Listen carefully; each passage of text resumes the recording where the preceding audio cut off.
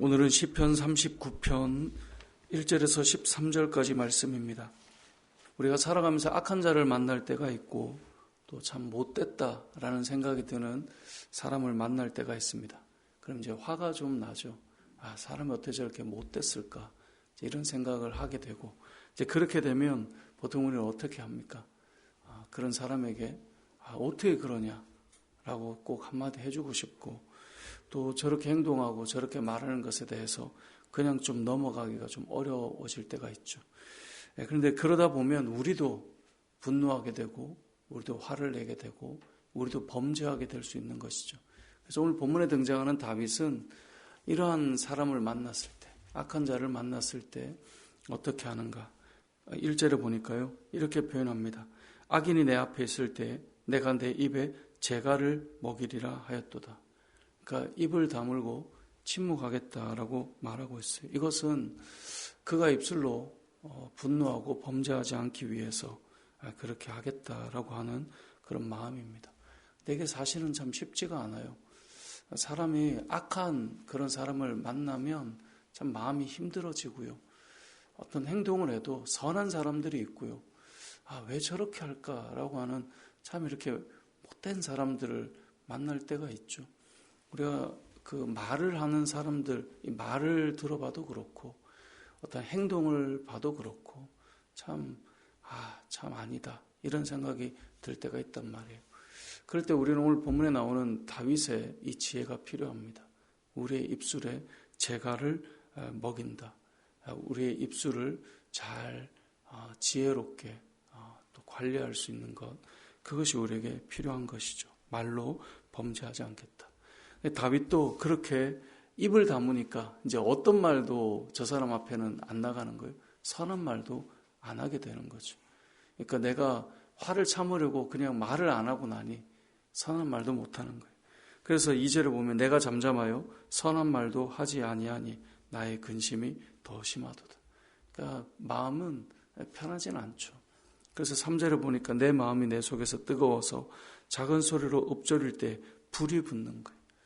마음은 입술은 닫고 있는데 마음에는 이렇게 분이 막 올라오는 거죠. 이럴 때 다윗이 무엇을 합니까? 그의 입술을 열 때 누구를 부르죠? 4절에 보니까 여호와여, 하나님을 부르고 있어요.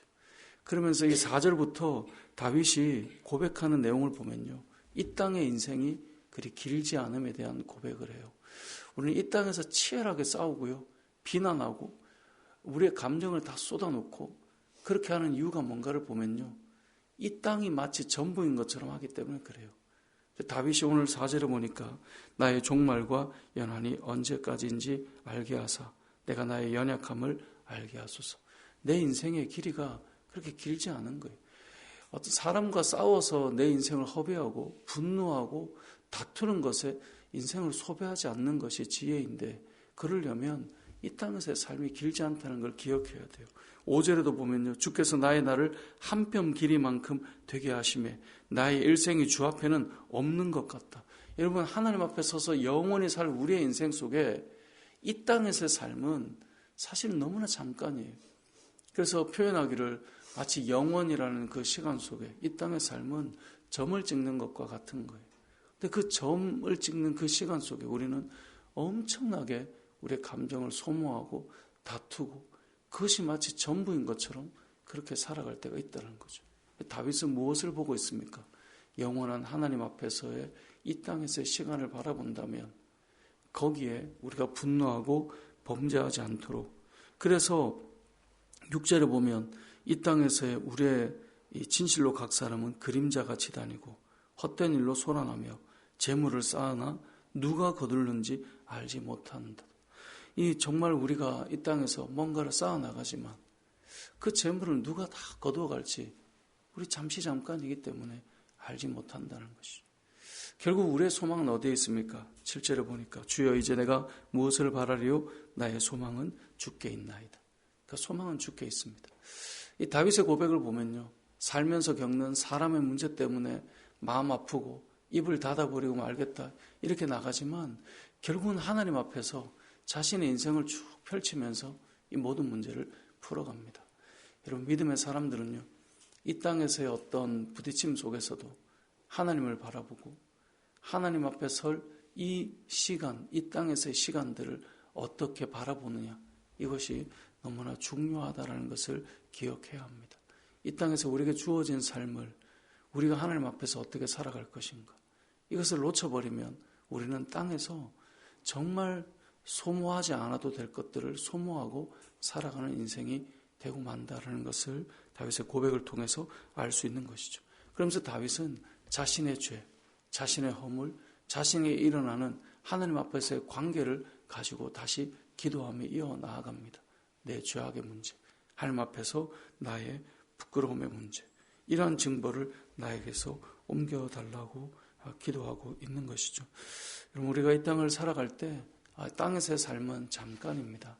하나님 앞에 서게 될 우리의 그 시간들을 바라보며 우리는 살아갈 수 있어야 합니다. 그래서 신앙생활을 하면서 못된 사람들을 만날 때, 참 악한 사람들을 만날 때, 우리가 또 요즘에 대선을 앞두고 여러 정치인들이나 또 정치권의 이야기들을 들을 때 저는 간혹 그런 생각이 들어요. 참 어떻게 저렇게 못됐을까, 사람이. 또 진실되지 못할까. 근데 그런 사람이 너무 태반인 거예요. 그런 모습을 볼 때 마음이 너무 좀 답답하지 않습니까? 정말 우리가 흔히 많이 말하는 것처럼 화무 11홍이요 권불 10년이라. 꽃이 아무리 아름다워도요 열흘이고, 권력이 아무리 좋은 것 같아도 10년이라 그랬어요. 땅에 있는 그것이 뭐라고, 참 이렇게 살아갈까라고 하는 것들이 보여질 때마다 너무나 마음이 아프죠.